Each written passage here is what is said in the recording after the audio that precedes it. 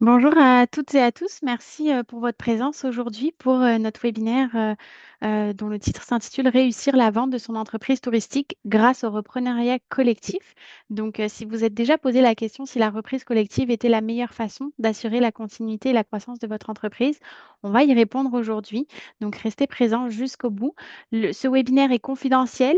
Pour rappel, toutes vos caméras seront fermées. Vous ne pouvez pas les ouvrir. Vous pouvez, si vous avez des questions, les poser en bas dans le Q&A. Si elles sont dirigées pour un des panélistes, vous pourrez également les nommer. Et sachez que vous recevrez l'enregistrement de ce webinaire d'ici les 2 prochaines semaines. On va maintenant passer à la présentation des panélistes. Donc, avant tout, on remercie énormément l'équipe du ministère du Tourisme qui nous a permis de réunir l'ensemble des intervenants pour ce webinaire. Donc, on a dans un premier temps Jérôme Gagné, conseiller distinction coopérative et mutualiste au CQCM, le Conseil québécois de la coopération et de la mutualité. On a également Stéphanie Legault, conseillère principale reprise collective à la CDRQ, Coopérative de développement régional du Québec. On a également pour le côté financier Lucie Beaulieu, qui est analyste financière au risque, le réseau d'investissement social du Québec, et mon collègue Jean-Michel Hébert, expert en transfert d'entreprise pour le secteur tourisme pour l'Est de la province et également ancien cédant qui va nous partager son expérience. Ils sont aussi présents en caméra fermée pour le moment, mais disponibles pour la période de questions et réponses. On a Emeline Le Guen, responsable de la recherche et du développement au chantier de l'économie sociale, et Pierre Charette, conseiller principal finance et transfert chez Réseau Coop. Donc, on va maintenant commencer la présentation. On va d'abord avoir Jérôme qui va nous présenter donc le monde, le monde collectif.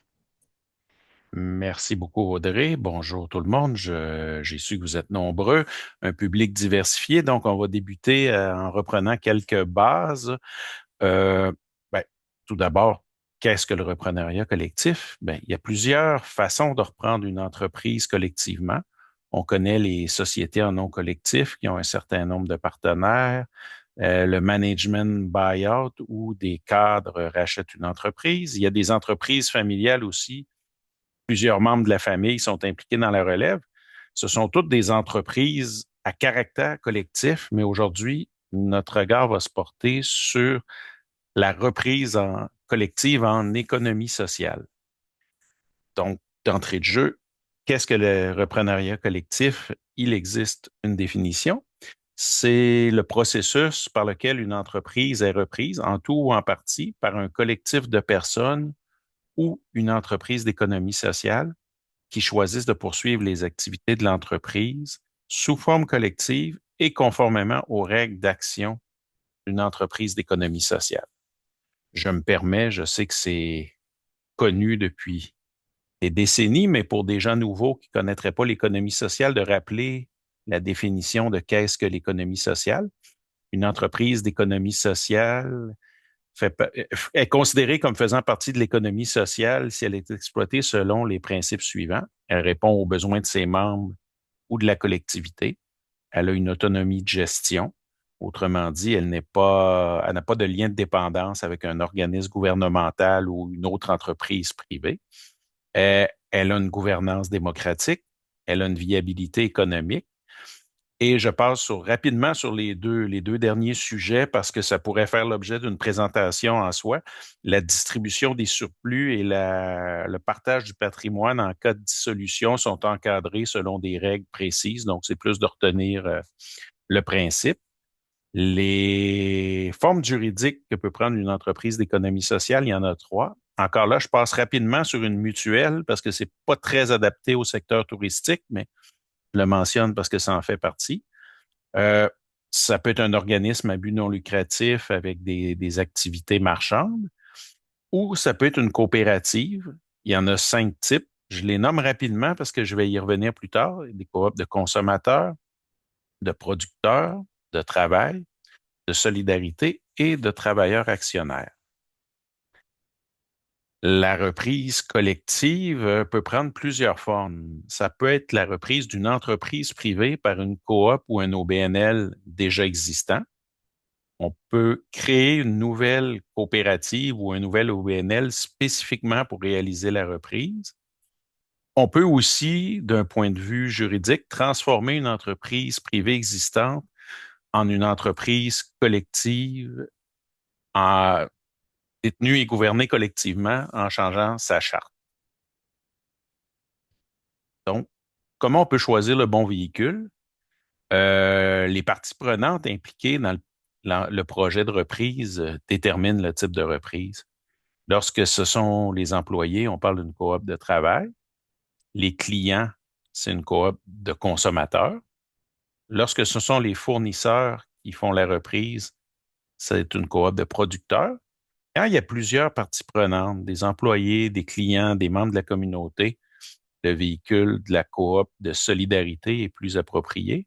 Un projet plus centré sur la communauté, c'est un OBNL. Enfin, un mot sur le cas spécifique de la coop de travailleurs actionnaires, qui est une coopérative de travailleurs qui achète et détient un pourcentage d'actions dans l'entreprise où ils travaillent. Ça peut permettre une acquisition progressive de l'entreprise, être une étape, ou parfois aussi, ça en reste là. On a un tiers des actions, puis on a un mot à dire dans la continuité de l'entreprise sans en avoir le contrôle. Donc, c'est une forme spécifique de reprise par les travailleurs. Au Québec, on a un écosystème de soutien bien établi. Vous voyez des noms là, vous aurez des liens et c'est important de retenir que il y a beaucoup de ressources pour vous accompagner. Je les nomme rapidement, mais si après l'activité, vous avez des questions, n'importe qui d'entre nous, on est capable de vous orienter dans cet écosystème. Il y a le réseau des pôles d'économie sociale. Il y en a 22 au Québec, dans toutes les régions et les communautés autochtones. C'est un partenaire à connaître, peu importe où vous vous trouvez dans votre région. Ça peut être une porte d'entrée intéressante. Il y a la CDRQ, qui offre des services conseils pour l'accompagnement et la croissance pour les coops et OBNL partout au Québec. Il y a Réseau Coop, qui offre l'accompagnement des coops gérés par les travailleurs partout au Québec à tous les stades de leur développement.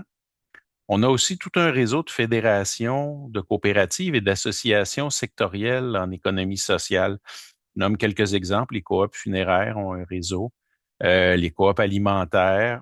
Il y a aussi le collectif des entreprises d'insertion, pour donner trois exemples d'un réseau qui a plus de 20, presque une trentaine d'organisations sectorielles. Il y a Repreneuriat Québec, qui s'occupe entre autres des cédants et des transactions en économie sociale de valeur de plus de 2 millions de dollars. On a des organisations de deuxième ligne, notamment le consortium et MCE Conseil, qui offrent des services professionnels spécialisés en accompagnement en économie sociale. Rapidement, beaucoup de ressources de financement, mais je vais laisser ma collègue Lucie vous donner le détail tout à l'heure, puisqu'il va en être question à la fin de la présentation.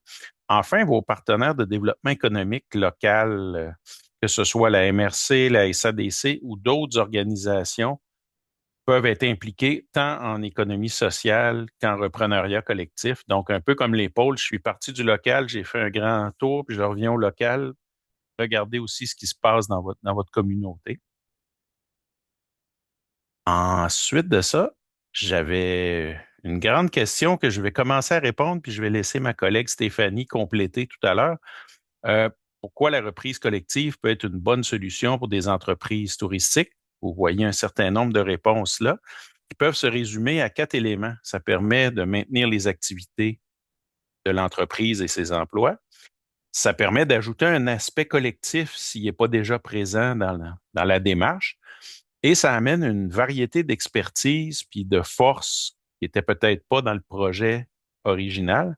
Enfin, les entreprises collectives sont un gage de pérennité. Il y a un certain nombre de statistiques encore là que vous allez voir un peu plus loin avec Stéphanie qui le démontrent. Je me suis amusé à faire identifier ce que j'appelle les 7 P du reprenariat collectif parce qu'au début, j'ai vu deux trucs qui sont non seulement en économie sociale, mais pour tout cas de reprise. Les deux premiers, la planification pour anticiper sa relève et la patience, parce que c'est un processus qui est souvent long, qu'on voudrait plus court, mais qui amène tout un tas d'étapes et parfois d'embûches à anticiper. Donc, ça, c'est les deux premiers P.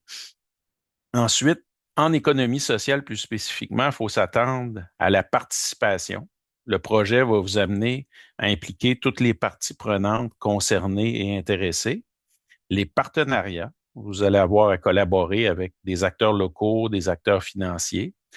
La proximité, il y a un lien fort qui est à développer avec la communauté et les clients.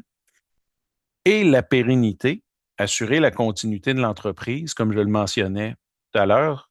Il est démontré que les coopératives et les entreprises d'économie sociale ont, sur le long terme, une plus longue durée de vie que les entreprises à propriétaire unique. Donc, c'est un autre P. Et enfin, je termine avec le septième, il faut savoir identifier et combattre les préjugés qu'il y a envers les entreprises collectives et le reprenariat collectif. Et je pense qu'à cet effet, il y a un petit sondage qui vous est présenté. Donc, Et oui, vas-y, vas-y, Jérôme. quels sont vos préjugés sur le modèle collectif? Je crois que vous pouvez répondre à plusieurs choix. Désolé, Audrey, Non, je c'est te laisse. parfait. Exactement. Vous pouvez répondre par plusieurs choix. Allez-y en direct sur l'écran. Vous pouvez les sélectionner. Puis comme ça, nous, on va pouvoir voir par la suite les résultats.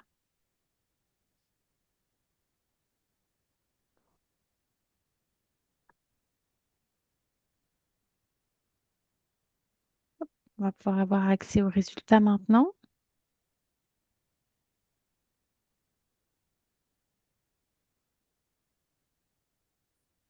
Est-ce que Nolwenn, tu vois les Euh, résultats qui peuvent s'afficher?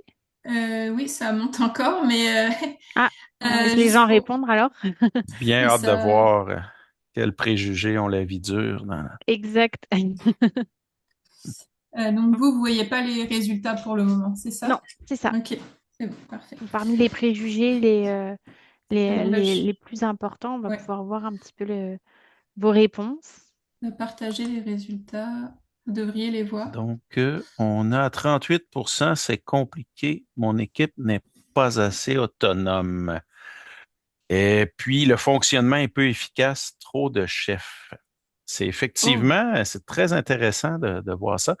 Euh, Et suivi en deux, troisième point par ces entreprises ne sont pas rentables aussi. oui, mais un peu plus bas, heureusement, Oui, mais dans je vais, les gros je vais répondre préjugés. aux deux premiers. Euh, Fonctionnement, il est spécifique aux entreprises d'économie sociale. Les coopératives ont des règles. Euh, Ça peut sembler lourd. Qu'on les maîtrise, ces règles-là, des fois, ça peut être plus efficace parce qu'on a une garantie que l'entreprise ne sera pas vendue ou partir sur une initiative d'un dirigeant sans que, sans que personne puisse rien dire. Donc, c'est souvent une méconnaissance qui fait qu'on a l'impression que c'est peu efficace. Compliqué à mettre en place. Mon équipe n'est pas assez autonome. Je pense que tout cédant a une peur de dire, mes employés sont bons, mais ils peuvent pas. On, on- faut développer ça avec l'accompagnement de tout l'écosystème dont j'ai parlé tout à l'heure, d'apprivoiser un certain lâcher-prise, puis de voir aussi quels sont les leaders dans votre équipe, puis qu'est-ce qu'on peut, comment on peut laisser le contrôle progressivement aux employés. Enfin, sur la rentabilité, je pense que dans l'histoire des coopératives et de l'économie sociale, si on ne l'était pas, Mm, ça n'existerait plus, là. Donc, il y en a des rentables, des pas rentables, comme toute entreprise. exactement. Merci beaucoup, Jérôme. On va pouvoir continuer la suite de la Oui, présentation. il me Merci à reste vous un d'avoir dernier participé. petit bloc. Quels sont les types de reprises collectives? Il y en existe trois. La reprise interne, la reprise externe et la reprise mixte. Chacune a une approche différente pour transférer la propriété d'une entreprise. Quand on parle de la reprise interne, ben, ce sont les salariés qui sont les principaux repreneurs. C'est possible de passer à la prochaine. Merci beaucoup. Euh, cette reprise-là peut être totale ou partielle, inclure des successeurs familiaux ou non. Euh, le véhicule en économie sociale pour ça, c'est la coopérative de travail et occasionnellement, comme je l'ai mentionné tout à l'heure, la coop de travailleurs actionnaires. Un exemple, c'est des employés qui s'organisent pour acheter et continuer l'activité de l'entreprise. Et je cite un exemple concret qui est la coop Rivière-Matawan en Mauricie, qui est de la descente en eau vive, où l'entreprise a été reprise par les employés. La reprise externe, à ce moment-là, ce sont des parties prenantes qui ne sont pas employés qui reprennent l'entreprise. Ça peut être des repreneurs clients, des fournisseurs, des investisseurs, des membres de la communauté qui achètent ou une entreprise existante qui achète l'entreprise. Ça se voit en économie sociale beaucoup des coopératives qui vont racheter une entreprise dans son secteur d'activité, par exemple les épiceries, des salons funéraires, des garderies. Dans le domaine du tourisme, on a beaucoup travaillé pour trouver un exemple, puis j'en ai pas un concret, mais j'en ai fabriqué un pour faciliter la compréhension. Une coopérative établie dans le secteur touristique pourrait décider d'acheter dans sa communauté un café ou un hôtel pour diversifier son offre de services. Donc, ce serait à ce moment-là une entreprise d'économie sociale existante qui fait une acquisition. Enfin, la reprise mixte, ça combine des repreneurs internes et externes. Donc, ça peut associer des salariés avec des successeurs familiaux ou des salariés avec des membres de la communauté, par exemple.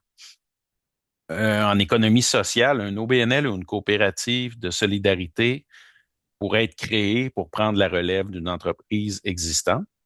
Un exemple concret, le camping Opémisca dans le nord du Québec qui a été repris de cette façon-là. Donc, je m'arrête ici. Il me fera plaisir de répondre à vos questions à la fin, puis je te rends la parole, Audrey. Super, merci beaucoup Jérôme pour cette belle présentation. Donc maintenant, on va avoir Stéphanie de la CDRQ qui va pouvoir nous présenter les opportunités et avantages du modèle coop et OPNL. Merci Audrey. Ça fait plaisir de vous venir vous présenter dans le fond les opportunités. Puis avant de commencer en parlant des avantages et enjeux, j'avais le goût de vous dire, avant toute chose, moi qui ai toujours été dans le Inc. toute ma vie, j'ai choisi d'arriver dans l'équipe, la grande famille, la reprise collective et m'en occuper. Pourquoi? Parce que c'est une belle opportunité. Puis comment qu'on y arrive? Donc, comment qu'une entreprise va arriver à nous et dire, bon, nous, tout le regroupement aujourd'hui, ben, c'est faut partir dans le fond d'un projet d'une entreprise qui dit, j'aimerais ça soit avoir une relève, soit que moi, comme dirigeant, je vois ça en agricole, travailler 24 heures sur 24, je suis peut-être tannée. Donc, on va avoir différents projets, différents enjeux qui vont faire en sorte de dire, bon, ben, qui pourrait m'aider et de quelle façon. Donc, ça se prépare. Puis, je vous dirais aujourd'hui, avant, c'était un contexte, dans le fond, les opportunités, c'est de dire, bon, aussitôt, je commence à y penser, ben, on a des gens, puis c'est aussi aujourd'hui, euh, en vous présentant les avantages et enjeux, c'est vous dire, ben, il faut bien préparer. Donc, la présentation aujourd'hui, c'est faite par l'Enfant Repreneur Québec. Puis, vous êtes peut-être nombreux à se demander Repreneur Québec quand on recherche l'ancien CETEC, Centre de transfert des entreprises du Québec. Donc, change de nom, mais encore la mission, toujours d'accompagner les cédants. Moi, ma mission, c'est d'accompagner les repreneurs. Donc, je voulais aussi, des fois, on vient, je voulais mettre un petit peu ce contexte-là, puis un peu le contexte propice pour la reprise collective. Donc, chose, on vous présente aujourd'hui avantages, enjeux. Très globalement, dans le fond, pourquoi qu'on va penser en collectif, mode collectif, un peu ce que Jérôme m'a expliqué. Dans le fond, on a mis la table des, bon, l'expliquer, c'est quoi la reprise collective. Mais dans le fond, globalement, pourquoi on va penser à dire que j'ai un groupe de repreneurs? Ça peut être mes employés, ça peut être ma région. Donc, je vais plus facilement identifier mes repreneurs. On a des cas où est-ce que, par exemple, la collectivité, je vais fermer un commerce en région si mon commerce est unique, un commerce de détail qui fait en sorte que pour ma région, est-ce que c'est pour des pêcheurs, est-ce que c'est pour des miniers qui font en sorte que ce commerce-là il existe au Québec, puis que si je le ferme demain matin, ça va affecter toute ma communauté. Ben oui, d'identifier mes repreneurs, ça va être beaucoup plus facile, beaucoup plus facilitant pour la reprise que si j'y vais avec un externe où il va dire, bon, ben c'est le fun, je veux fructifier. Donc, c'est quoi, pourquoi qu'on a une entreprise? Parce qu'en quelque part, on veut une entreprise, ça va être rentable. Donc, d'avoir identifié mes repreneurs, ça va être beaucoup plus facilitant pour la survie, donc pour l'ancrage de ma communauté. On va y aller aussi avec les connaissances du mode de fonctionnement de l'entreprise. Donc, si je vais avec mes employés, bien, c'est sûr et certain que ça a un avantage. Donc, si je vais aussi, je peux avoir aussi des clients. Donc, si on a des cas aussi, c'est des librairies où est-ce qu'ils vont vouloir reprendre leur entreprise, ben, d'avoir le mode de fonctionnement, ça va être très intéressant parce que ils sont déjà au parfum de comment fonctionne mon commerce. Puis, je vais aussi le métier de la culture organisationnelle. Ben, on va faire le lien très touristique. Donc, si j'ai une auberge, une station de ski, ben écoutez, la culture organisationnelle, je pense que ça, je ne vous cacherai pas que si je suis une skieuse, je vais connaître très bien l'organisation pour laquelle que j'aimerais avoir la reprise. Donc, dans les avantages aussi, on voulait vous parler aussi que ça va faire le métier des emplois. Pourquoi le maintien des emplois? Ben, c'est bien entendu si je le fais sous forme de coopérative de travailleurs. Puis on présentait tout à l'heure, puis des fois on vient mélanger parce qu'on a présenté différents types mais au niveau de l'entreprise, la coopérative de solidarité, je m'excuse, on peut avoir dans le fond, on va avoir des membres de différents, donc ça peut être des membres employés et les membres aussi de la communauté. Donc, si j'ai un mix de ces deux-là, ben, c'est bien pour le maintien des emplois. Puis ça peut être aussi la coopérative des travailleurs. Ensuite, pour l'accès à les facilités financières, ben, je trouvais ça, j'avais à cœur, moi qui est l'ancienne bancaire de plusieurs années, c'est très important. Lui-ci va nous parler aujourd'hui puis pourquoi? Parce qu'en mode coopératif, même au BNL, les montages financiers, il y a différents partenaires, puis je vous dirais qu'au niveau, les spécificités, donc les modalités de financement vont être souvent plus flexibles ou plus abordables du côté de l'économie sociale. Donc, ça me fait plaisir d'entendre ici vous jaser de cela.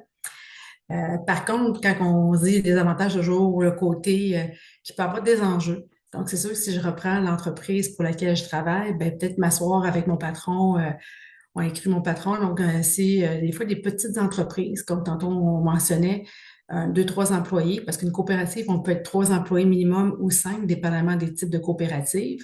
Donc, si on est trois employés, on va s'asseoir, dire, ben, on fait partie du cas qui ont un administratif à une coopérative, peut-être c'est plus compliqué de s'asseoir avec son patron. Mais d'où pourquoi qu'on est autant de gens dans l'écosystème qui travaillons sur la reprise collective, ben on va se faire accompagner. Puis à ce moment-là, ça va être beaucoup plus facile parce que le langage à faire, le langage il va être universel. Donc, de parler, de dire combien on va valoriser l'entreprise, c'est quoi son prix, puis les modalités de la reprise, ben ça, c'est que je sois en Inc ou en reprise collective, c'est le même langage. Donc, si on se fait accompagner, normalement, ça va faciliter la reprise.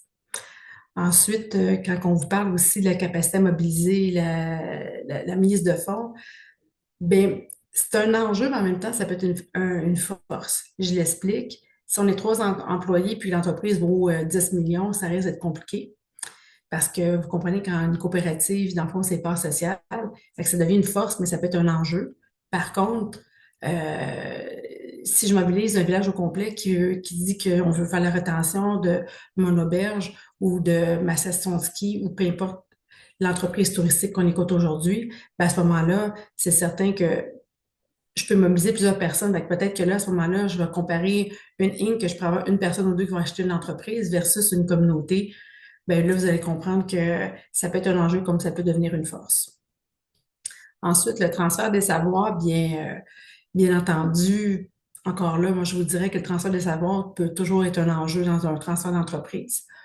Pourquoi? Parce que si j'ai une entreprise que surtout j'avais une personne seule ou deux, trois actionnaires qui se partageaient le savoir, ben à ce moment-là, si je vais arriver avec ma communauté, ben ça va être plus compliqué de dire bon, qu'il faut que la communauté au complet sache c'était quoi le savoir de ces gens-là. Mais encore là, comme je vous dis, toujours encore là, l'accompagnement, puis de pouvoir, puis des fois aussi de faire autrement. Donc, entre avant, j'avais deux, trois personnes qui possédaient le savoir de mon entreprise. On est dans une communauté, mais souvent, ça peut encore là arriver à faire un changement. Donc, encore là, dans un transfert, est-ce que je vais garder la même façon que l'entreprise, elle était la journée que je la vends? Ben, c'est normal qu'on va avoir parfois de quoi de mieux ou de très différent.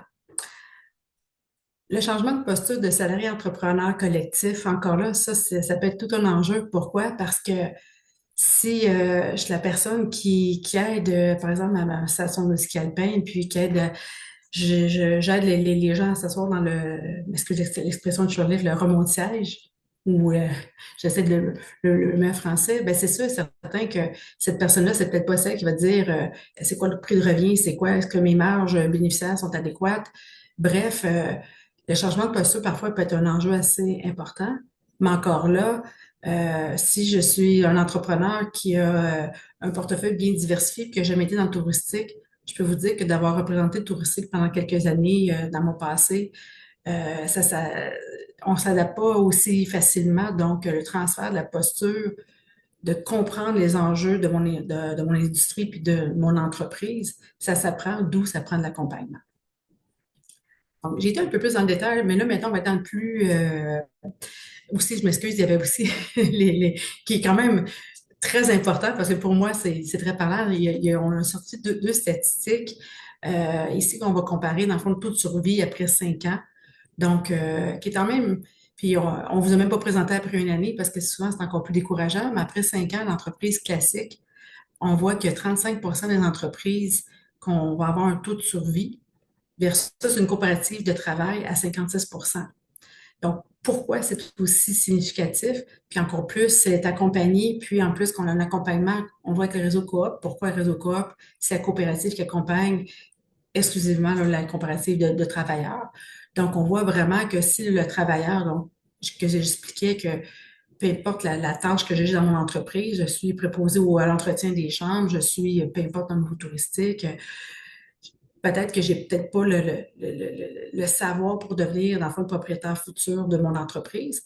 Par contre, avec l'accompagnement, on voit que les gens, le taux de réussite, ben, les gens, l'appartenance, l'ancrage à ma communauté va faire en sorte que mon taux de réussite, quand même, c'est flagrant, là, 56-79, bravo. Alors, prochaine, oui. J'ai préparé, dans le fond, par thème, ensuite, les avantages de la reprise collective. Quand on parle de mobilisation de gouvernance, dans le fond, pour pas que le webinaire soit trop long, là, je vous en donne quelques-uns, là, puis que vous pouvez prendre ou regarder, je vais rapidement, là, mais je peux vous en parler plus en détail, là, mais globalement, là, le projet commun, on a parlé tout à l'heure, là, dans le sens que si on achète une entreprise, puis qu'on est plusieurs repreneurs ou plusieurs membres, que je sois des fournisseurs, des employés, la communauté, bien, on se tourne tout le monde sur le projet commun, donc on mobilise les gens sur la même cible. La gouvernance, très importante dans le modèle coopératif, un membre, une personne, une voix. Donc, contrairement à l'actionnariat où c'est une compagnie par action, donc on parle d'une reprise d'une entreprise, bien, si j'avais 33 d'entreprise, bien, je peux arriver avec mon poids de mon 33. Ma coopérative, je ne peux pas dire que j'ai acheté 5 barres de qualification de part sociale. C'est une personne qui va avoir une voix. Donc, encore là, ça favorise, c'est plus démocratique. Qu'est-ce qu'on parle aussi de gestion de l'entreprise, ça renforce l'engagement des membres. Et bien entendu que quand on se trouve être propriétaire, dans le fond, parce que quand on détient le membership, on est une part sociale, en quelque part, on devient propriétaire de cette coopérative-là. Donc, c'est sûr qu'on se sent plus impliqué. Puis tout à l'heure, même quand Jérôme vous présentait la coopérative de travailleurs actionnaires, que je sois même une coopérative de travailleurs actionnaires, j'ai à prendre une participation. Donc, les gens vont acheter un pourcentage de l'entreprise, donc pas la totalité. Mais ça aussi, ça va être l'engagement. On le voit clairement que les gens, ils deviennent plus engagés. Donc, on le voit même quand on ne fait pas une reprise totale de l'entreprise. Encourager les principes de solidarité, partage, équité, bon, ben ça va de soi parce que, comme je dis, on est tous égaux. Puis en plus, quand on dit l'équité, bon, comme je dis, un membre, une voix. Ensuite, pour ce qui est du développement durable et ancrage local, quand on parle d'un collectif durable, bien, récemment, j'ai été faire une présentation de la reprise collective dans le Charlevoix, puis on parlait de prendre un rachat d'une entreprise justement qui était touristique. On disait, bon, il y avait plusieurs personnes qui avaient acheté l'entreprise, puis disaient, ben ça, c'est un collectif. Non, c'est pas un collectif. Si on devient avec une coopérative qui va acheter une entreprise et on se partage, ben si l'entreprise, par exemple, fait de l'escalade, ben cette entreprise-là, cette coopérative-là qu'on va créer, elle sera durable. Pourquoi qu'elle va être durable? C'est que je ne pourrais pas changer son utilité. Donc, elle sera toujours une coopérative d'escalade. Donc, quand on parle d'un patrimoine collectif durable, ben, tant et longtemps que la coopérative va vivre, elle va être en opération, ses membres, puis on va vous remplacer les membres, le membership, peu importe, c'est que l'entreprise va rester elle-même durant perpétuellement. C'est pour ça qu'on parle de patrimoine collectif durable. Donc, elle va être aussi associée à sa collectivité.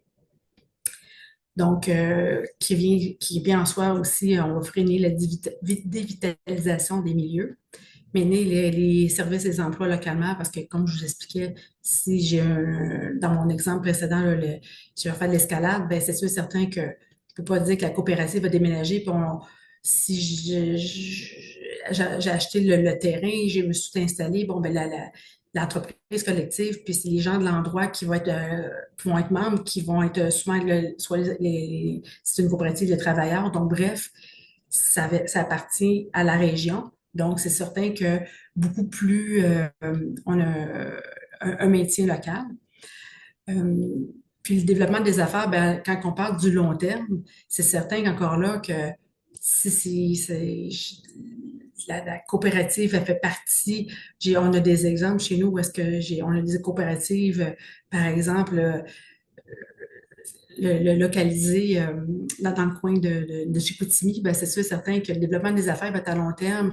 Il va être rattaché à cette région-là. Pourquoi? Parce que on ne déménagera pas, comme je vous ai dit tout à l'heure, les gens qui en sont membres, son implication dans la collectivité.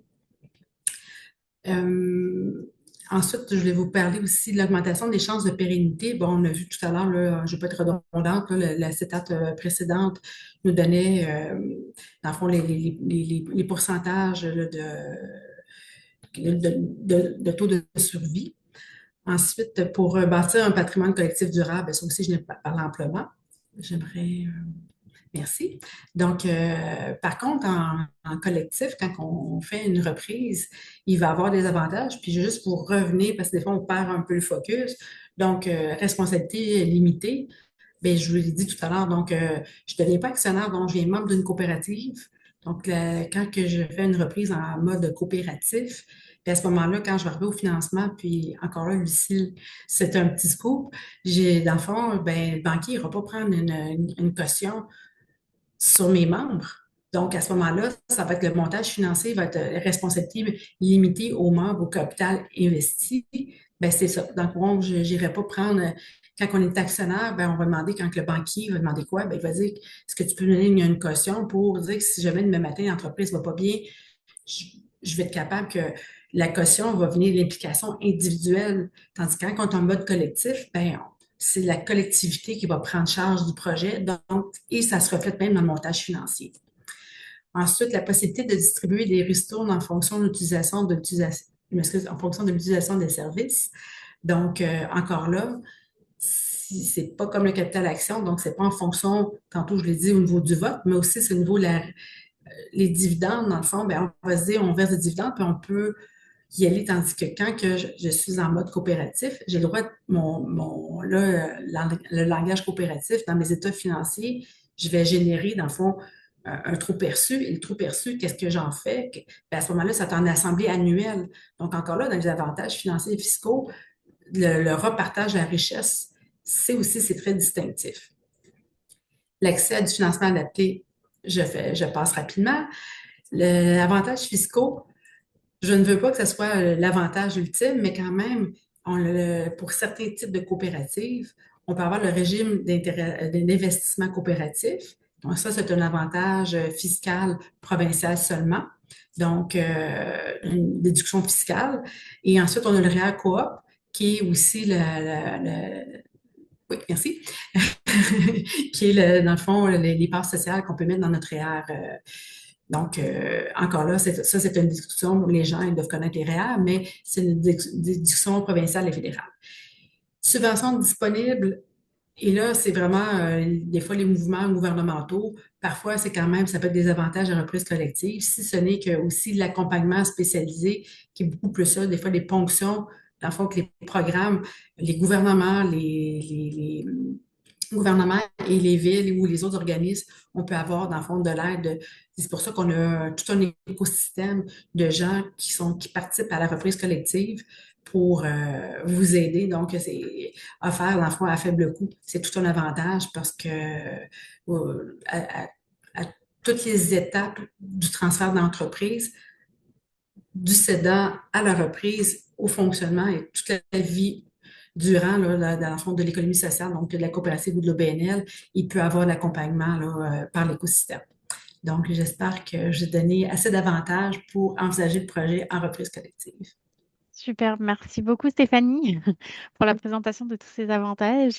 On va maintenant passer à la partie dans laquelle on a souvent beaucoup de questions aussi par rapport au financement. Comment on fonctionne le financement d'une entreprise d'économie sociale? Donc, c'est Lucie qui va pouvoir nous présenter cette partie-là. Oui, merci beaucoup Audrey. Bonjour à tous et merci de me permettre de vous parler du financement en reprenariat collectif. Tout d'abord, quelques clarifications. Je voudrais vous signifier que malheureusement, il n'existe pas une recette toute faite comme telle. Dans le financement en reprenariat collectif, il s'agit de cas par cas. Je vais bien entendu approfondir cet élément un petit peu plus loin. Vous mentionnez également que c'est applicable aux entreprises collectives existantes. Jérôme en a mentionné quelque peu à la toute fin, à savoir que portez à votre attention que le reprenariat collectif est souvent perçu par la création d'une nouvelle entité, création d'une coop ou création d'un OBNL, mais qu'il peut également être envisagé sous l'angle d'une entreprise d'économie sociale, coop OBNL, existante. Donner quelques exemples. Une coopérative forestière devrait-elle acquérir un fournisseur de services tel le garage du coin qui effectue déjà la maintenance de leur flotte de camions? Aurait-elle intérêt à éliminer ce risque de dépendance? Dans le secteur touristique, qui est notre secteur privilégié aujourd'hui, un OBNL attrait touristique ne devrait-il pas songer à acquérir un autre attrait touristique ou hébergement? Y aurait-il des économies d'échelle, des mutualisations de coûts à envisager? Et dans ces deux cas, on comprend qu'ils ont déjà l'ADN collectif, donc gardons à l'esprit cette alternative. Troisième point, portez également à votre attention que les partenaires financiers de l'écosystème en économie sociale, reprenariat collectif, travaillent en mode synergie, c'est-à-dire de façon coordonnée et complémentaire. Notre but à tous étant d'unir nos forces respectives de façon à réaliser, à mener à bien le projet et que d'autre part, notre complémentarité représente également une capacité de réinjection. Enfin, qu'il est bénéfique d'établir dès le départ, dès le début du processus, un lien auprès des accompagnateurs et des promoteurs afin d'éclairer immédiatement tant pour le processus financier qu'au niveau des possibilités financières. Pour la suite de... Lucie, excusez-moi, Lucie, est-ce que vous souhaitez que je lance le sondage pour les participants? Bien sûr, allez-y. Donc, comme tantôt, on vous invite à répondre directement sur le sondage. Puis comme ça, on va pouvoir partager ensuite les réponses. Donc, d'après vous, est-il plus difficile de trouver du financement dans un projet d'acquisition en économie sociale? Donc, oui ou non? C'est une question qu'on pose aujourd'hui pour voir un petit peu au niveau des personnes qui sont présentes, quelle est votre pensée là-dessus?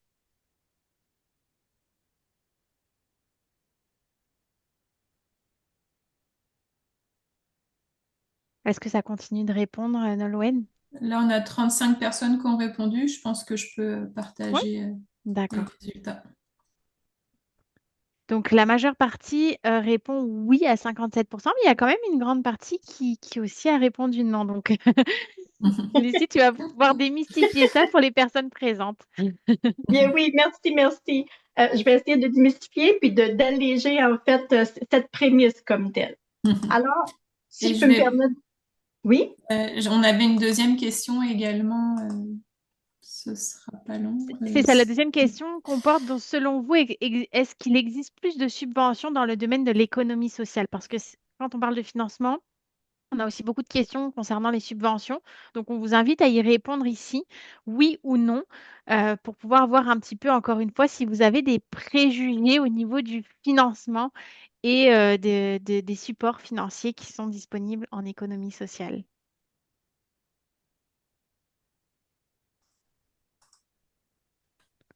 Je Oui, à partage. 71%. Donc, la majeure partie des gens pensent qu'effectivement, il y a davantage de subventions. Donc, comme ça, Lucie, tu vas pouvoir nous dire s'il y en a plus ou pas. Oui, je vais essayer de démystifier le tout. Merci beaucoup. Merci. Je vous demanderai peut-être de passer à la diapo suivante. Alors, merci. Je vais entrer de jeu dans le montage financier et par ricochet, je vais répondre également aux deux questions. Alors, au niveau du montage financier, les éléments importants à tenir en compte, tout d'abord, bien entendu, un plan d'affaires avec les prévisions financières.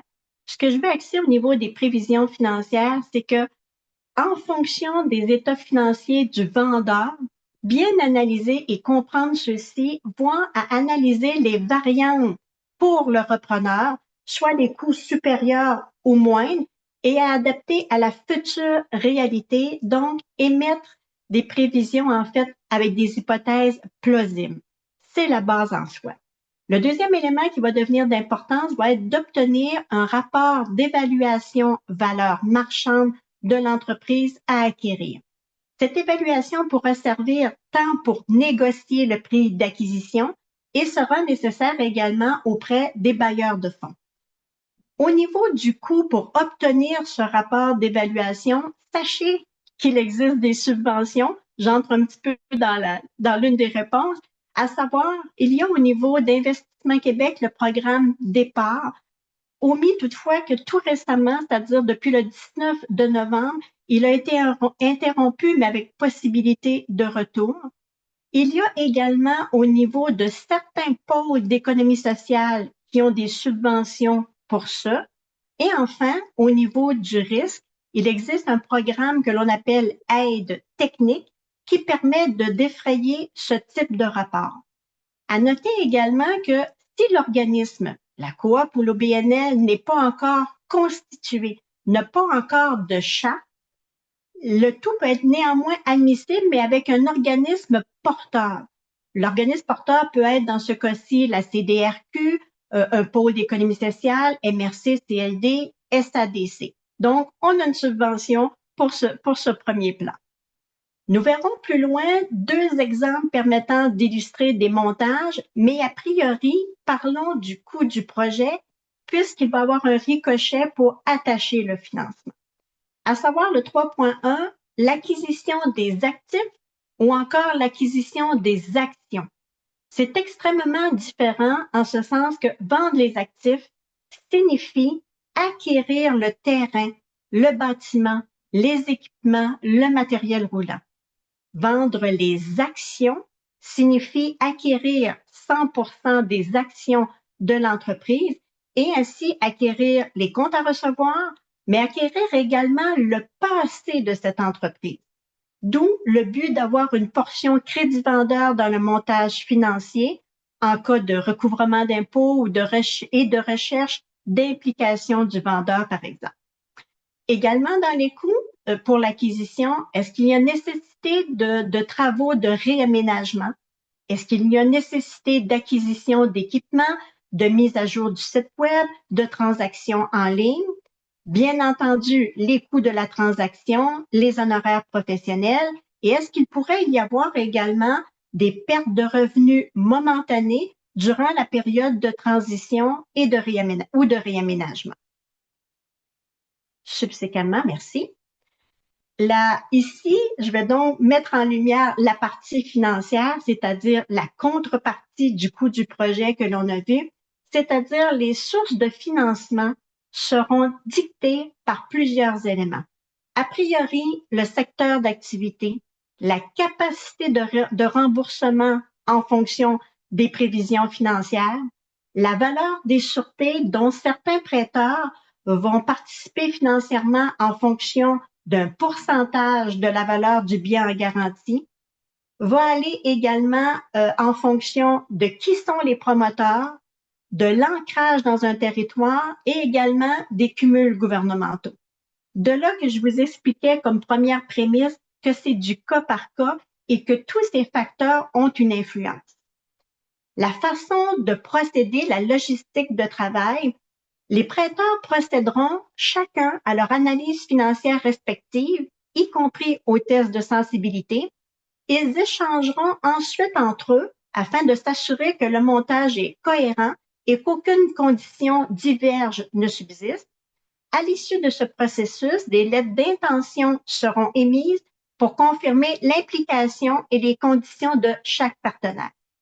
Nous verrons dans les 2 prochaines diapos la ventilation des partenaires, mais a priori, voici quelques différences en forme de financement. Tout d'abord, à 4.1, ce que l'on appelle la dette conventionnelle ou encore le financement de base.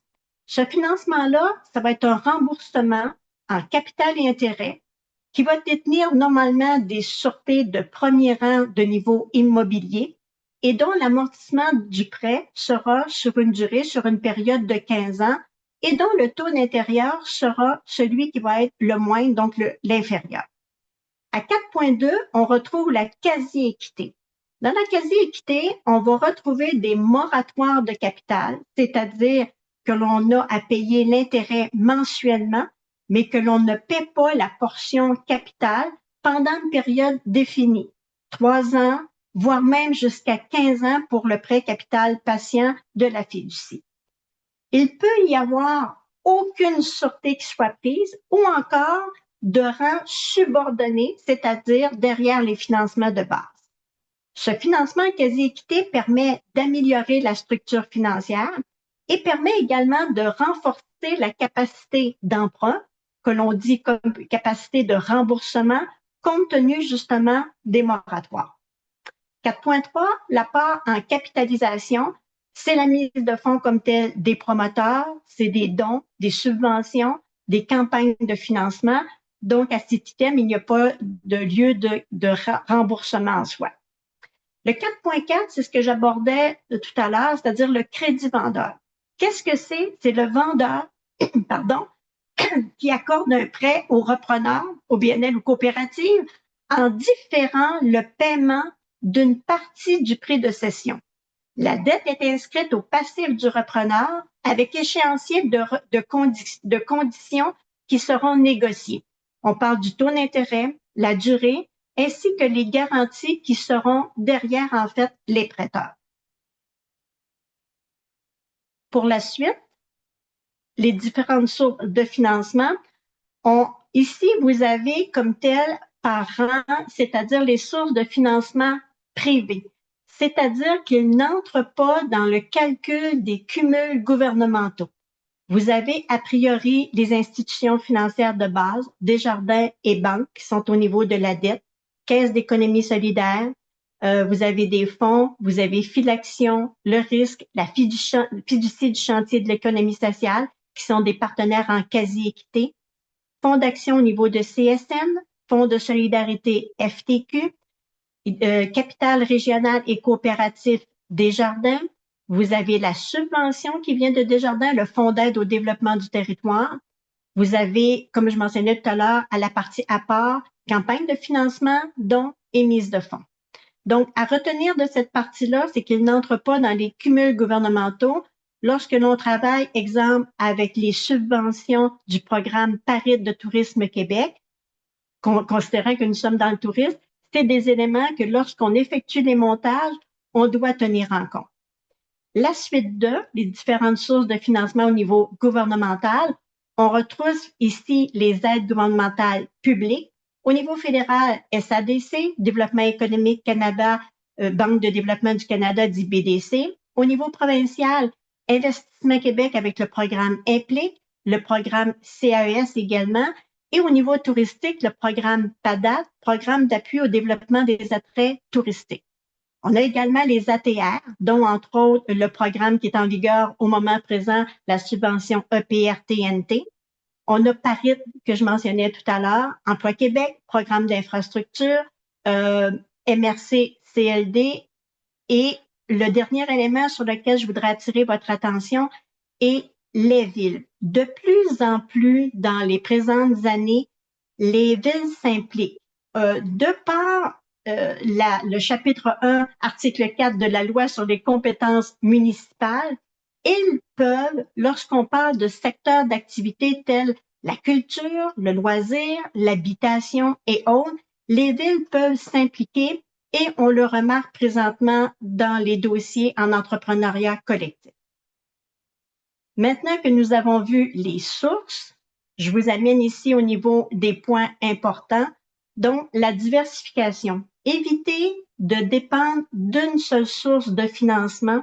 Il est important d'être présent a priori au début du montage financier, c'est-à-dire à l'acquisition, afin d'être en mesure de participer ultérieurement.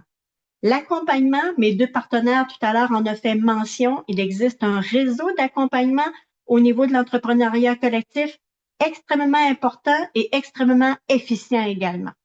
Un plan d'affaires solide, comme je mentionnais, donc de supporté par des hypothèses plausibles. On va voir par la suite deux exemples comme tels de cas. Le premier, j'attire votre attention sur le fait que les partenaires financiers en premier rang se sont impliqués à des montants identiques, c'est-à-dire 5 millions chacun. En contrepartie, les partenaires en quasi-équité, la fiducie en capital patient ainsi qu'un fonds de capitaux de risque également égalitaire à 2,1 millions. Dans ce cas-ci, à droite, vous remarquez l'apport qui vient de la coopérative et l'apport dans ce cas-ci était exigé de par les intermédiaires financiers.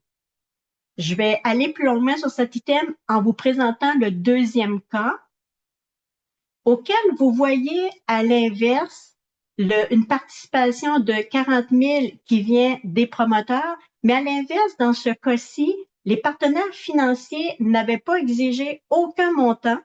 C'est l'organisme qui avait recueilli cette somme auprès des membres.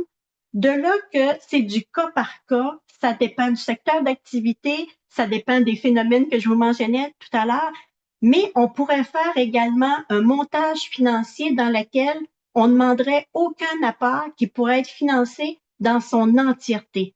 Bien entendu, la capacité de remboursement doit être présente, mais on peut le faire. De là également, dans ce cas-ci, vous voyez les trois partenaires financiers, Desjardins, Investissement Québec ainsi que la fiducie, dans laquelle ils sont intervenus d'un montant équivalent. Donc, il n'y a pas un seul scénario, il n'y a pas un scénario identique. C'est en travaillant le dossier que l'on élabore pour trouver le meilleur montage financier.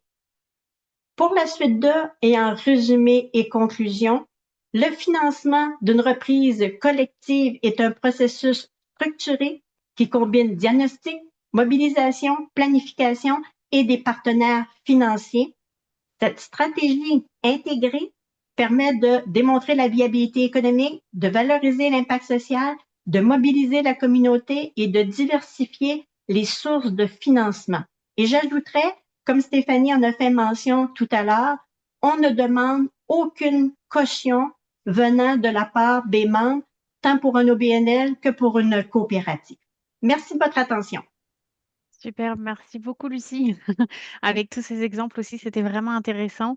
On a maintenant la dernière partie de la présentation qui peut être attendue aussi par les cédants pour pouvoir voir un petit peu ce qui se passe des fois dans des processus de transfert ou d'acquisition. On a Jean-Michel donc, qui est présent ici et qui va pouvoir nous présenter son processus en tant que cédant pour Voile Mercator, l'entreprise qu'il a pu céder en 2016.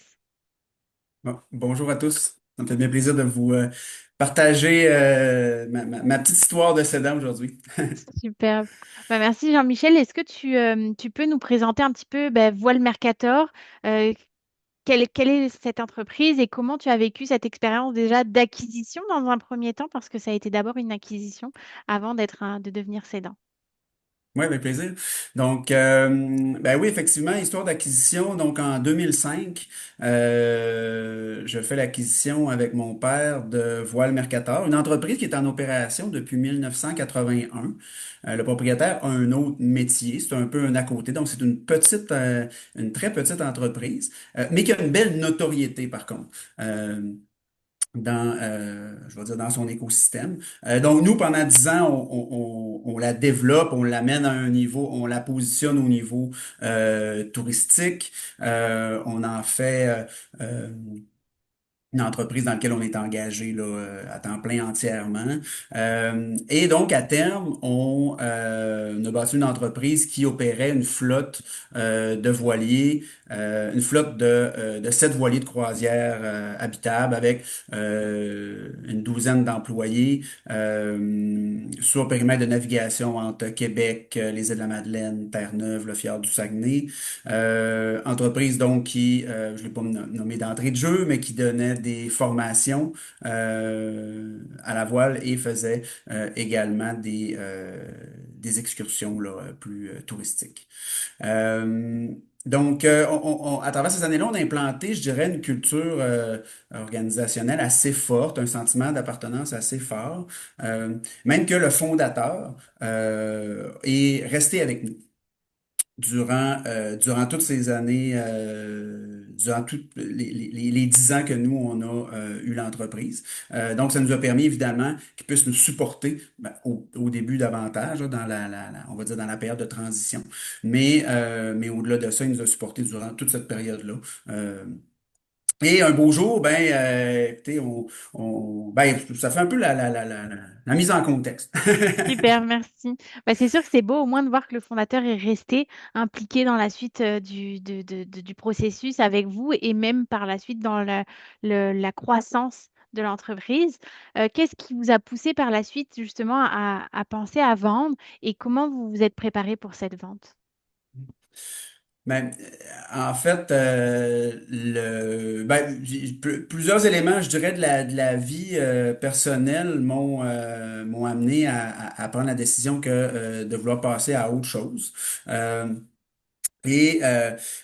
donc, rapidement, on a pris la décision d'en parler à notre équipe. Donc, on a fait l'annonce à l'ensemble de l'équipe là, à la fin de la saison 2015, si je ne me trompe pas. Et quelques semaines après l'annonce, on a 2 employés clés de l'entreprise qui sont venus nous voir puis qui nous ont signifié leur désir de vouloir racheter l'entreprise. Ils ne savaient pas comment, sous quelle forme, mais bref, de nous dire, ils étaient très sérieux. Donc, Catherine et Annie qui ont commencé à l'idée ce projet-là. Et dans leur réflexion, dans l'accompagnement qu'ils ont eu, finalement, ils ont décidé d'y aller sous le modèle coopératif. Un modèle que moi, je connaissais pas à cette époque-là, connaissais pas bien en tout cas. Et donc, pour une question, je pense, principalement de valeur, d'équité, partage peut-être de la charge mentale. Euh, donc, ils se mettent à travailler sur le projet de la reprise collective. Bon, évidemment, pendant ce temps-là, nous, on a travaillé de notre côté à établir la juste valeur marchande. Dans l'entreprise, nous, bon, on avait des actifs qui étaient les voiliers comme tels, puis on avait des actifs non tangibles qui différentes ententes pour l'embarquement, débarquement dans les marinas, des permis d'opération, bon, l'achalandage, etc. Euh, et donc, à terme, après quelques mois de travail, probablement un 4-5 mois de travail, la transaction a pu se conclure là, en mars 2016 avec, si je ne me trompe pas, 10 membres fondateurs, dont le fondateur en 1981 qui, lui, continue à suivre le projet. Et moi aussi, de mon côté, qui a décidé de poursuivre avec eux et de devenir membre de la nouvelle entité. C'est sûr que c'est super beau de voir que justement le fondateur, la relève, s'allient ensemble pour continuer à pérenniser l'entreprise avec la future relève. C'est vraiment beau de voir ça. Et justement, tu dis que ton équipe à cette époque-là s'est fait accompagner. Est-ce que ça a fait partie des éléments clés dans la transaction? Est-ce que tu peux aussi nous citer d'autres éléments clés qui ont permis d'avoir une belle réussite dans ce projet? Mhm. Oui, ben c'est clair que les repreneurs se sont fait là, accompagner d'entrée de jeu par la CDRQ. Et ça, c'est certain que ça fait toute la différence parce qu'ils ont bien cadré le processus, puis accompagnent dans chacune des étapes. Donc, ça nous a fait je dirais, un plan de match là, qui était clair. Euh, les autres éléments clés, ben, tu sais, il y en a plusieurs. Pour moi, un des plus importants, les repreneurs étaient autodéterminés. Euh, c'est vraiment eux qui ont leadé le projet de relève. Donc ça, pour moi, c'est central. Bon, ben, nous, comme cédants, peut-être on a déjà un leadership naturel là, qui est bien implanté, mais pour qu'un projet, selon moi, de reprise fonctionne bien, euh, ou fonctionne tout court, ben, ça prend vraiment une forte autodétermination euh, des repreneurs. Euh, Ensuite de ça, puis dans leur cas, peut-être pour compléter, il a évidemment fallu qu'ils mobilisent l'ensemble de l'équipe, parce que bon, là, on a deux leaders, mais il faut qu'ils mobilisent l'ensemble de notre équipe c'était ça leur objectif à ce moment-là, à embarquer dans ce projet-là. Donc, Peut-être avant que tu complètes pour la suite des éléments clés, tu disais que les repreneurs se sont fait accompagner par la CDRQ. À l'époque, pourquoi est-ce que toi, en tant que vendeur, tu t'es fait accompagner aussi de ton côté? ben non, on s'est pas fait accompagner. En fait, à cette époque-là, ben, je pense que ça s'est fait au moment où le CETEC, donc l'ancien Reprenariat Québec, se créait. Euh, Puis non, on avait la chance quand même d'avoir un entourage là, dans le milieu des affaires qui pouvait nous conseiller, mais bon, c'est pas la même structure, on va dire, là. Donc, non, on n'avait pas d'accompagnement à ce moment-là. Puis, ben, je vais pouvoir peut-être y venir tantôt, mais il y a peut-être certains éléments, effectivement, qu'on aurait pu faire Ça aurait différemment. été intéressant si on était là, Reprenariat Québec, à ce moment-là. Ouais, On exact. a été créé peut-être un petit peu trop tard pour ça. Ouais. Parfait. Bah, si tu veux continuer sur les éléments clés de la transaction. Oui, ben rapidement, je pense que déterminer un prix de vente qui est réaliste.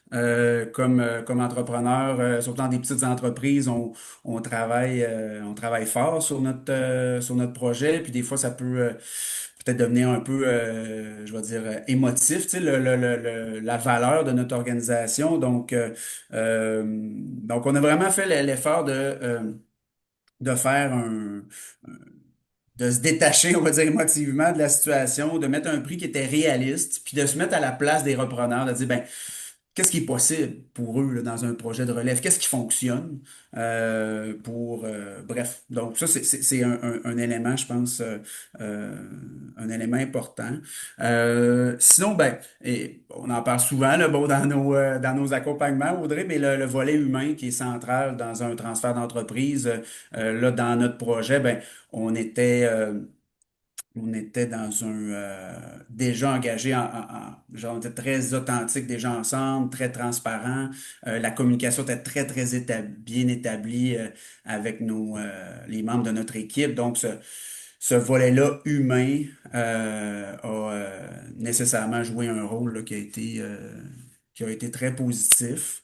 Ben, l'adhésion de l'équipe, l'équipe aurait pu décider de ne pas adhérer au projet également, le reste de l'équipe. Puis donc, évidemment, leur adhésion a fait là, une bonne différence.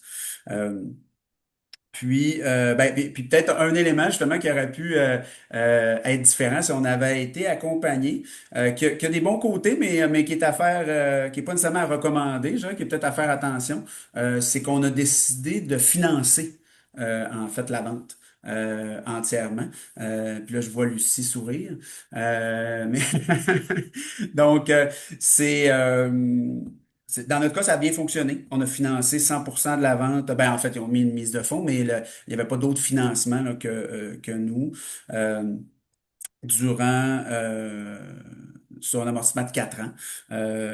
Donc, bref, ça s'est bien déroulé de notre côté. Euh, C'est ça, voilà. oui, ça s'est bien déroulé de votre côté au niveau du financement, mais c'est sûr que si vous étiez pas accompagné, peut-être que vous auriez choisi d'autres options pour prendre moins de risques de part et d'autre. Ben, effectivement, parce que ce mode de fonctionnement-là, bon, évidemment, il y avait des risques là, pour nous comme cédants, mais Mm. il y a des risques aussi pour les repreneurs à travailler, à le faire comme ça. Donc, faut avoir des bonnes ententes, mais il faut, Oui. c'est ça, c'est pas nécessairement la meilleure solution. Super, merci. Comment tu peux nous expliquer un peu comment s'est passée la transition pour toi et quelle a été ton implication? Ouais. Ben, bon, du jour au lendemain, évidemment, là, on a quand même cédé les rênes là, au repreneur. Moi, j'occupais la direction générale, donc vraiment démissionné de mon poste, on va dire ça comme ça. Et Catherine et Annie se sont partagées euh, la direction dans un premier temps. Mon implication, j'ai posé ma candidature, pas ma candidature, mais ben, j'ai proposé ma candidature pour le conseil d'administration. Et les membres ont décidé de m'y faire une place. Donc, puis j'y ai été pendant 5 ans. Donc, ça a été ma façon d'être présent. Euh, Au début, plus, évidemment, on m'interpellait davantage, mais après ça, ben, ça me permettait, moi, ben, c'est une entreprise que j'adorais, évidemment, là. C'était ma première entreprise que j'aimais beaucoup. Donc, ça me permettait de garder un lien, puis en même temps, d'être je veux dire, disponible quand on avait besoin de moi là, pour faire pour la transition. Euh, Est-ce que tu puis, as vu des choses qui ont changé suite à la transition, justement, puisqu'une fois que tu as passé la POC au repreneur, la coop a été créée, toi, tu faisais toujours partie du CA, mais en même temps, tu étais plus impliqué au quotidien. Est-ce que tu as vu une évolution de leur côté par rapport à leur prise de pouvoir, le pouvoir décisionnel, tout ce qui s'est passé par la suite? Comment tu as vu ça de leur côté? oui, bien évidemment, tranquillement, ils ont effectivement ils ont pris ils ont pris leur, je dirais, leur propre ils ont amené l'entreprise dans, dans, dans une direction peut-être un peu en continuité, mais à leur façon. Puis en amenant, tu sais, c'est ça qui est intéressant avec le reprenariat, c'est que ça amène toujours de l'innovation, en fait, là, ou presque toujours. Mais moi, de mon côté, bon, ben après 10 ans, tu sais, peut-être on était un peu assis sur ce qu'on faisait, puis mais de leur côté, donc en arrivant, il y avait toute je dirais, l'énergie de faire évoluer l'organisation. Il y a un élément central qui a quand même qui a changé dans cette transition-là, euh, qui était de décider de posséder moins d'embarcations et davantage d'y aller en location. Donc, c'était plus réaliste, ça rendait le financement plus accessible. Le fait de pas posséder d'entrée de jeu autant d'embarcations, mais pour pas diminuer évidemment l'offre de service là, d'y aller en location. Donc ça a très bien fonctionné. Puis ça a permis bon, on le sait une fois quand on génère une dette pour l'achat de l'entreprise, ben cette dette-là est non productive, elle nous bloque un petit peu là, par moment dans notre développement, mais il y a un moment où cette dette-là bon, arrive à terme, puis après ça, ben, ils ont pu, après ces 4 années-là, là, continuer à mettre le turbo, si on va dire, sur le développement, là. Ok. Bah, superbe. Et dernière question, aujourd'hui, 10 ans après, qu'est-ce que devient Voir le Mercator? Est-ce que toi, tu es toujours impliqué? Si tu peux nous conclure sur cette question et nous en Ouais. dire un petit peu plus. Ben oui, rapidement, non, moi je suis pas impliqué du tout. Je suis un peu de loin, là, qu'est-ce que l'entreprise comment l'entreprise évolue. Moi, ce que je vois, en fait, puis ce qui nous ramène concrètement à notre sujet d'aujourd'hui, ce que je vois, c'est un peu la pérennité assurée. Parce que entre le moment où le projet ou le reprenariat collectif là, en 2016 s'est fait et aujourd'hui, 10 ans plus tard, presque 10 ans plus tard, la majorité des membres ont changé à l'intérieur de l'organisation. Ici et là, une personne part, une autre arrive, et tranquillement, sur 10 ans, ça s'est renouvelé. Mais l'entreprise continue de grandir, son chiffre d'affaires continue d'augmenter. Donc, pour moi, ça amène le fait que, bon, il y a une belle, c'est ça, ça amène une pérennité à l'organisation. C'est un volet, moi, à l'époque, que je voyais pas nécessairement, mais, euh, mais on en parle souvent quand on parle de reprise collective, là. Stéphanie Mm. l'avait mentionné tantôt, donc ça, je l'expérimente concrètement, on va dire. Euh, donc, Et est-ce que par rapport au fondateur de Mercator, je sais qu'il était resté aussi dans le premier projet, est-ce que lui, il continue dans ce projet? ben, il a quitté récemment. Après, ça devait faire auprès de. Lui a été propriétaire à partir de. Il a fondé en 1981, puis il est parti, si je me trompe pas, l'année passée ou il y a 2 ans. Donc pendant toutes ces années-là, effectivement, il a suivi le projet, mais en même temps, il s'est débarrassé des tâches administratives pour se concentrer sur sa passion, la voix. Ok. Il a pu profiter du meilleur. Oui, oui, non, c'est ça, exact. Puis non, ben c'est sûr que c'est une grande fierté de voir qu'une entreprise nous succède puis continue de grandir là, sans nous. Puis pour moi, c'est une belle découverte aussi le modèle coopératif à ce moment-là parce que ça m'a permis, je l'ai appliqué dans d'autres secteurs d'activité. J'ai participé à d'autres entreprises qu'on a décidé de prendre ce modèle-là, qui est pas nécessairement toujours le bon, mais qui est un modèle très intéressant puis dans lequel j'ai beaucoup bien aimé évoluer en fait là, ouais. Super. Bah, merci beaucoup, Jean-Michel. Et puis, c'est vraiment un beau retour d'expérience que tu nous fais là et que tu partages. Ben, ça me fait plaisir. Puis s'il y en a qui ont des questions, ça me fera plaisir d'y répondre. Superbe. Bah, merci à vous tous, panélistes, pour cette belle présentation. On va pouvoir passer maintenant à la période de questions. Donc, je ne sais pas, Nolwenn, s'il y a des questions qui sont arrivées pendant la présentation. Euh, non, pas pour le moment. Il n'y en a pas eu. Si Je vous avez peux des peut-être, questions, c'est le ouais, moment, ouais. n'hésitez pas à poser vos questions. Je peux peut-être réouvrir le chat si c'est une question de facilité, mais n'hésitez pas à poser vos questions dans le Q&A ou dans le chat. Je vais juste partager les contacts des panélistes en attendant. Et puis Audrey, toi, tu as peut-être quelques questions de ton côté.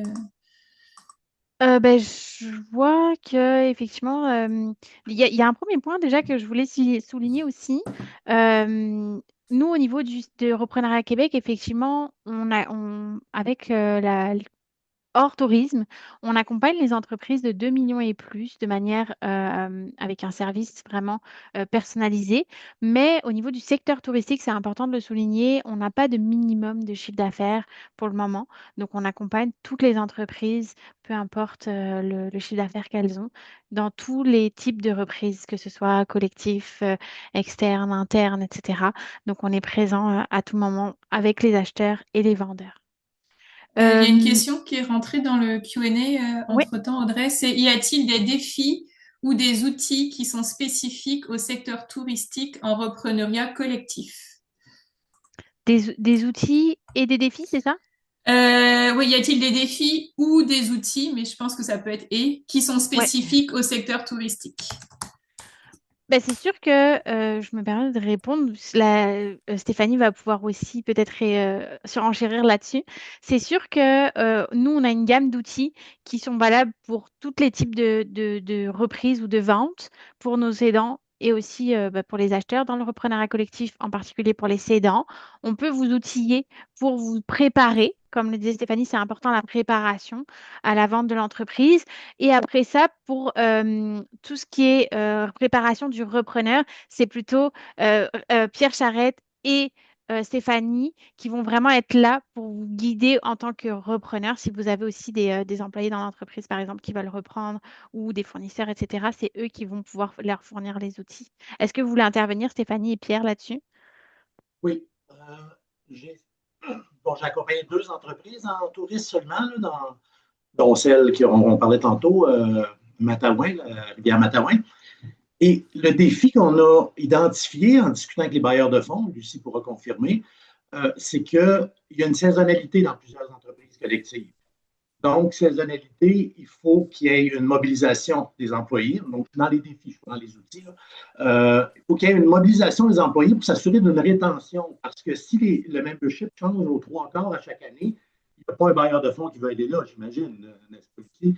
C'est comme si c'était insécurisant pour le retour, parce que la culture s'étiole à chaque année. Parce que ça, vraiment, il faut s'assurer qu'on a une équipe solide qui revient à toutes les années depuis longtemps. Donc, un taux de rétention assez élevé.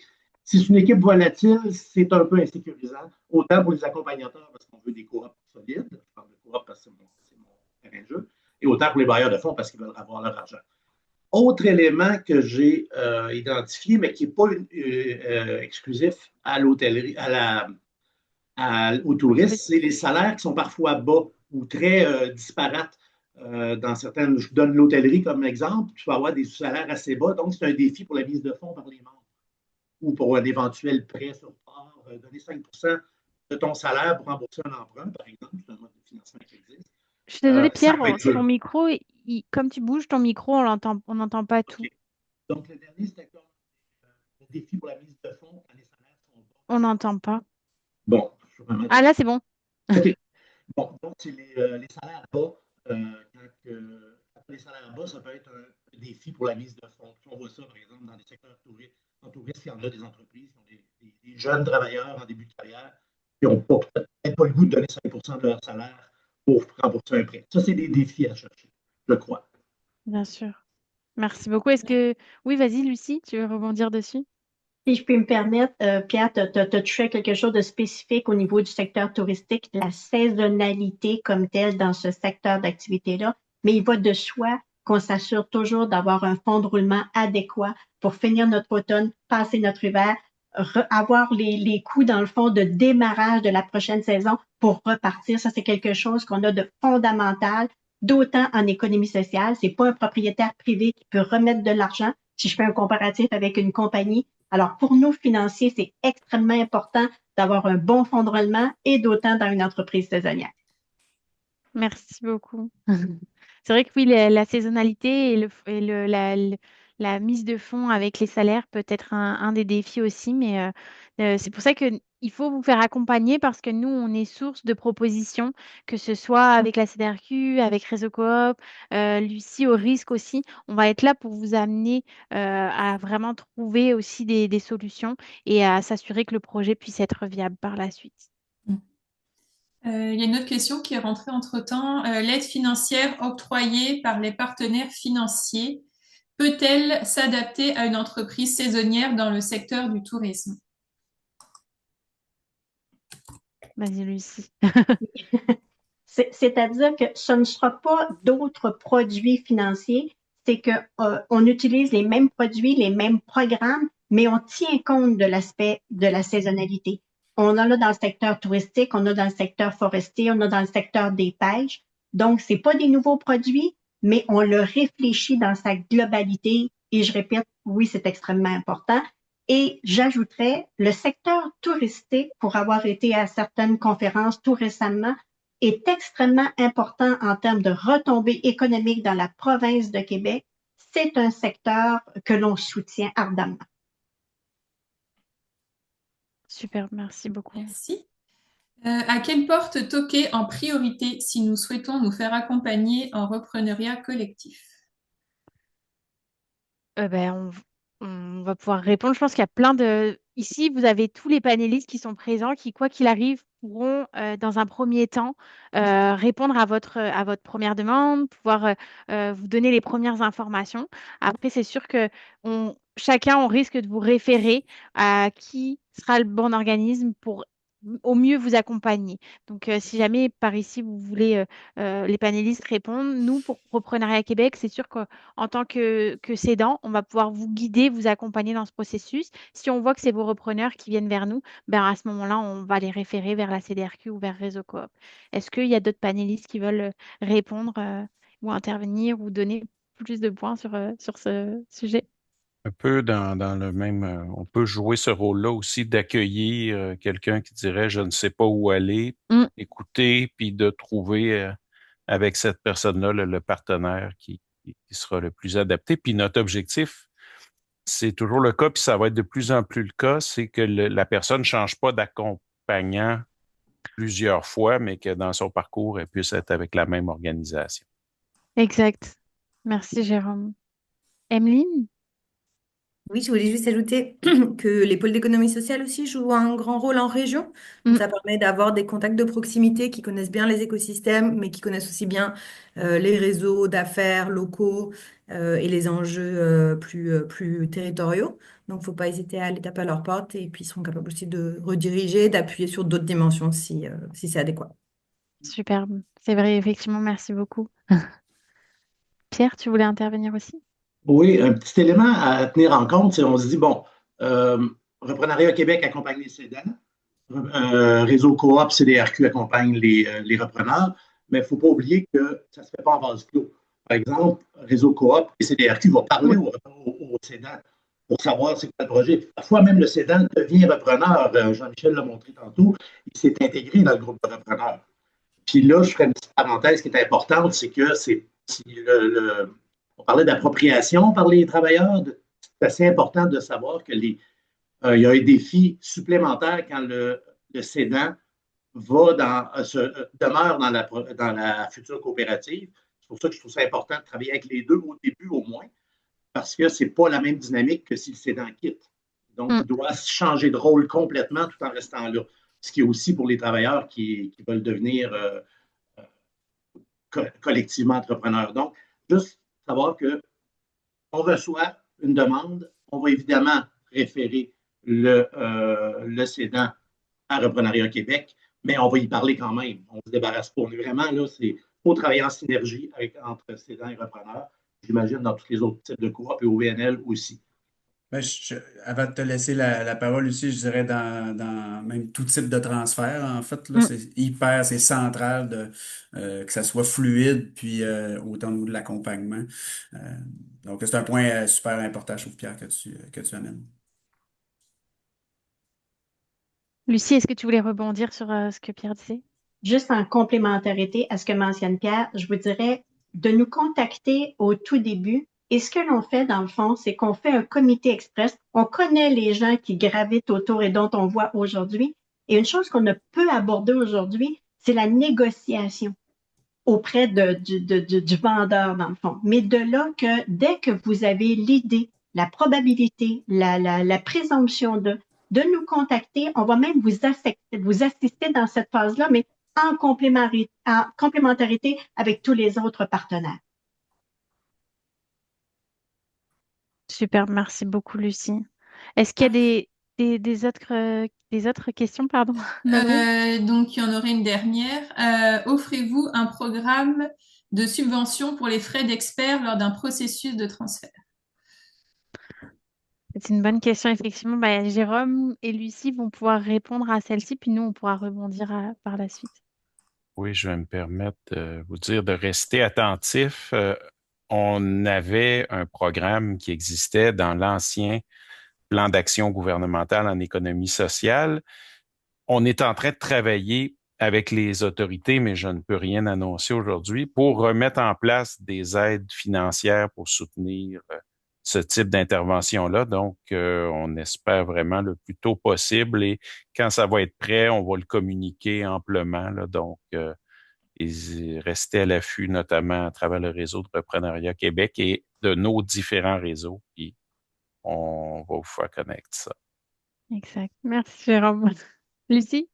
Oui, si je peux me permettre, oui, au niveau du risque, Réseau d'investissement social du Québec, on a une aide financière qui va jusqu'à 10 000 $.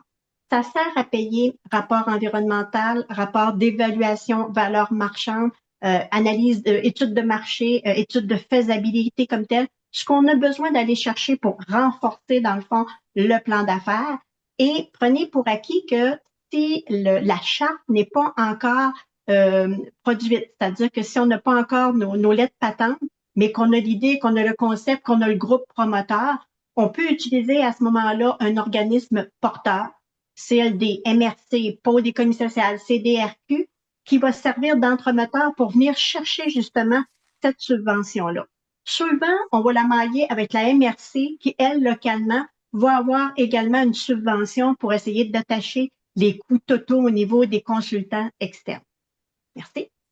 Super, merci beaucoup. C'est vrai qu'effectivement, avec la MRC aussi, on a actuellement le programme FLI qui permet d'avoir des subventions pour les experts. C'est sûr que chez Reprenariat Québec, on avait le PSRC auparavant qui n'est plus effectif aujourd'hui. On travaille fort pour voir si on pourrait avoir d'autres programmes pour le modèle collectif ou en tourisme, mais pour l'instant, rien n'est fait de notre côté non plus. Super. Il y avait Emeline qui avait la main levée. Pardon, je pense qu'elle s'était C'est- juste baissée tout à l'heure. Ok. D'accord. Est-ce qu'il y a d'autres questions, Nolwenn?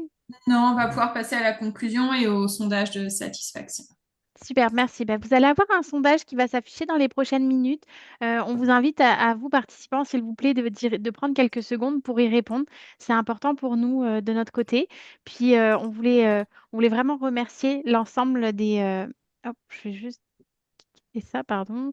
Je voulais vraiment remercier l'ensemble des participants pour votre présence aujourd'hui. Merci beaucoup également à à tous les panélistes qui sont présents. Donc, avant de conclure ce webinaire, des informations importantes. Donc, je tiens à préciser que la reprise collective, c'est également une belle alternative à la reprise familiale. Si vous avez une entreprise familiale, vous avez donc la possibilité de participer à la formation qui est Famille en affaires avec HEC qui est disponible en ce moment. Euh, on a également une première cohorte de cédants pour la formation et la complétion de leur plan de relève à partir de février 2026 qui va ouvrir avec Tourisme Mauricie en Mauricie.